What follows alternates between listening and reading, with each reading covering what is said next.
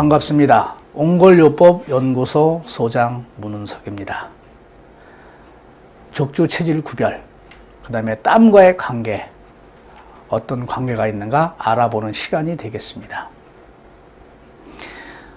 생로병사는 점점 땀이 적어지고 사라지는 것입니다. 그리고 안 나는 것입니다. 또한 땀은 한 곳에서 몰쳐나는데 그게 어느 특정 부위나 대부분 상체에서 몰쳐난다는 것입니다. 땀은 언제 나야 되느냐? 땀은 바로 내가 움직일 때, 그때 땀이 나야 되는데 그 땀은 머리에서 발끝까지 온몸에 골고루 나야 된다는 것입니다. 이렇게 온몸에 골고루 나는 게 바로 엄마 뱃속에서 태어나 강포에 쌓여 있을 때라고 보면은 쉽게 이해가 될 것입니다. 이러한 것이 식생활을 통하여 차가운 물이 들어감으로 인해서 우리 몸의 온도의 변화가 오기 시작합니다. 온몸이 골고루 따뜻한 어린아이의 몸은 점점 어느 한 군데가 차가워지기 시작을 합니다. 도로가 막히면 자동차 크락션을 울리듯이 그 크락션을 울릴 때도 고속도로에서 막힐 때와 골목길에서 막힐 때 그 크락션의 정도는 또 다릅니다. 고속도로에서 빠른 속도로 달리다가 갑자기 사고를 발견하고 브레이크를 잡았을 때는 상상도 못하는 브레이크 소리가 나는가 하면 천천히 걸어가다가 쓰레기통이 있으면 그것은 쓰면 되는 것입니다. 그렇다면 이러한 것이 우리 몸과 땀과의 어떤 관계가 있을까? 발이 따뜻한 사람은 활력이 넘치기 때문에, 몸이 따뜻하기 때문에 바로 돌잔치가 끝나면 첫 번째 하는 행동이 차가운 냉장고에서 꺼내 마시는 물입니다. 이 물이 바로 체온을 따뜻함과 차가움으로 분리하기 시작을 합니다. 그래서 그런 아이들은 이제 열체질이라는 말을 많이 씁니다. 평상적인 부모로부터, 엄마로부터 나온 그 온몸에 골고루 분포되어 있던 열이 차가운 생활이 접하면서 차가움과 따뜻함으로 바로 비율이 달라지고, 그래서 경부고속도로에서 막히느냐, 동네 골목길에서 막히느냐에 따라서 그 땀이 달라집니다. 여기에서 선천적으로 태어났을 때 FA1은 머리에서 발끝까지 온몸이 따뜻하기 때문에 어렸을 적에는 온몸에서 골고루 땀이 적당한 운동을 하거나 일을 했을 때 나옵니다.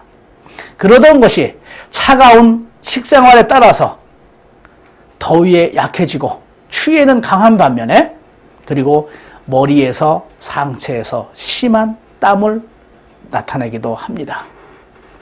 그러나 여기서 FA2는 음식 중에서 술을 마시지 않기 때문에 그 땀의 정도가 FA1보다는 덜합니다.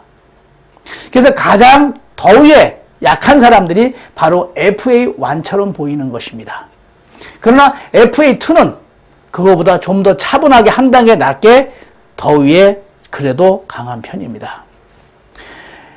FA3는 차가운 생활과 따뜻한 생활을 거의 비례에 맞춰 하기 때문에 몸의 분포도가 일정한데, 바로 그래서 그렇게 더위에 강하냐 추위에 강하냐라는 이게 없습니다. 그 역시 땀과 비례하기 때문입니다. FA4부터는 점점 몸이 차겠기 때문에 허리 및 하체가 차가워서 차가운 데는 땀이 나질 않습니다.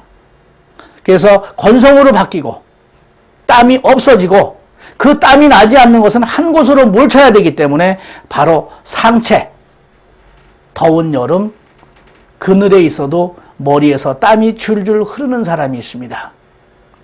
그 사람들이 하체에는 땀이 없는 FA4부터가 바로 그런 체질이라고 보면 될 것입니다.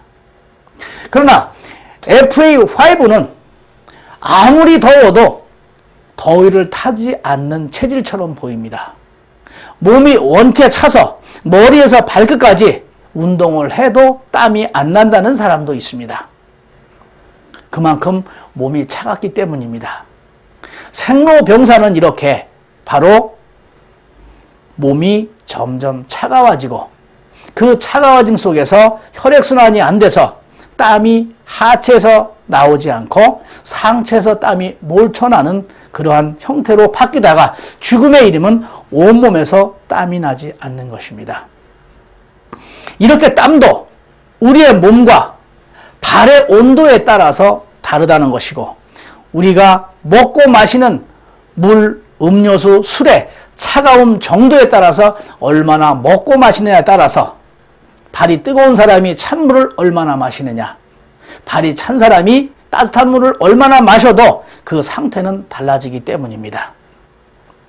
이제 여러분들이 생각해야 될 것은 이렇게 땀도 발의 온도에 따라서 달라진다는 것.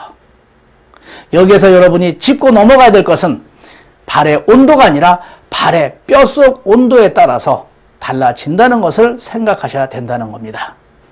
여러분의 발의 뼛속 온도, 그 뼛속 온도를 따뜻하게 할 때 여러분의 땀도 이렇게 달라질 수 있다는 것입니다.